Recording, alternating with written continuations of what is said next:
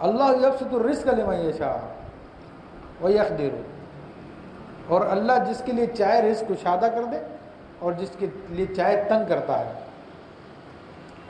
بڑی اہم باتیں اس میں بیان کی گئی ہیں، بڑا اچھے اشارے کیے گئے ہیں، لیکن ٹائم نہیں کہ ان سارے اشارات کو میں آپ کے سامنے بیان کروں۔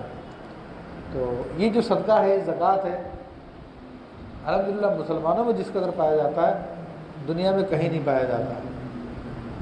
سب سے زیادہ پوری دنیا کے اندر مسلمان کرتے ہیں یہ کام، گو کہ ہمارے کام کو لوگ بیان نہیں کرتے، ان کے کاموں کو بیان کرتے ہیں۔ ہمارے یہاں پر اس کو جو ہے بیان نہیں کیا جاتا، لیکن پوری دنیا میں سب سے زیادہ الحمدللہ رب العالمین یہ ہمارے یہاں پہ کام ہوتا ہے۔ اور فرمایا کہ اللہ تعالیٰ ہے کہ جس کا چاہتا ہے رزق کھول دیتا ہے، جس کا رزق چاہتا ہے وہ تنگ کر دیتا ہے۔ وہ فرح بالحیات دنیا، اور کافر دنیا کی زندگی میں اترا گئے ہیں، یعنی کافر دنیا کی زندگی میں بڑا فخر کر رہے ہیں۔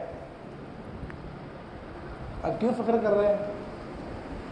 کہتے ہیں کہ جی ہمارے پاس تو بڑا مال و دولت ہے، ہم تو سائنسی طور پہ بھی تم سے آگے ہیں مسلمانوں سے، ہم تو مادی طور پہ بھی تم سے آگے ہیں، ایٹمی ہتھیار دیکھ لیجئے وہ بھی ہمارے پاس تم سے زیادہ ہے، میڈیکل سائنس دیکھ لیجئے تمہارے لوگ ہمارے پاس علاج کرانے کے لیے آتے ہیں۔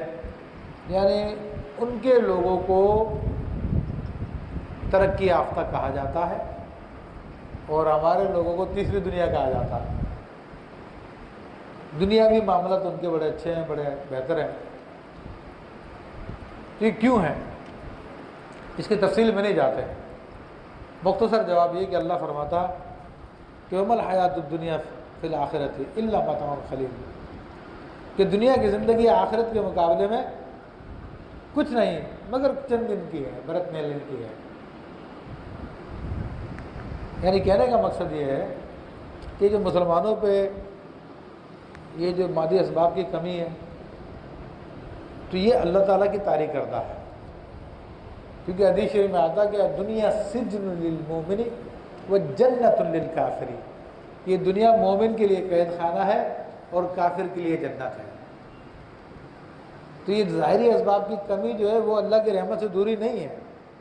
اللہ کے حبیب صلی اللہ تعالیٰ علیہ وسلم جو کائنات کے مالک تھے ہیں، کتنی اچھی بات کی شاعر نے کہ مالک کونین ہے گو پاس کچھ رکھتے نہیں، دو جہاں کی نعمتیں ہیں ان کی خالی ہاتھ میں۔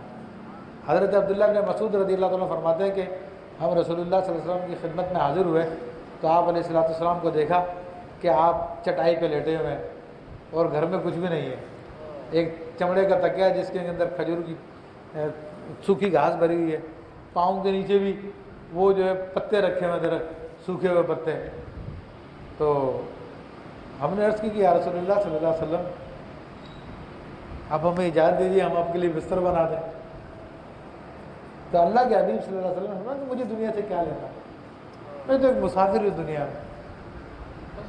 پھر ایک حدیث میں آتا ہے کہ اللہ کے حبیب صلی اللہ علیہ وسلم نے چاہا کہ فرمایا کہ اللہ تعالیٰ نے مجھے اختیار دیا کہ اللہ نے فرمایا کہ اگر تم چاہو تو میں تمہارے لیے مکے کی وادیوں کو پہاڑوں کو سونے کا بنا دوں۔ اختیار تھا یہ۔ آپ نے فرمایا کہ میں نے عرض کیا رب مجھے ایک دن دے تاکہ تیرا شکر ادا کروں، اور ایک دن مجھے بھوکا رکھ تاکہ میں صبر کروں، تجھے پکاروں تیری یاد کروں۔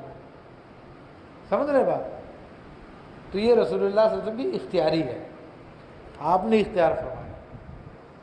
آخرت میں سب کچھ دیا جائے گا مومن کو، دنیا میں قید خانہ، کافر کو سب کچھ یہاں پہ دے دیا لیکن آخرت میں کچھ نہیں ان کے لیے۔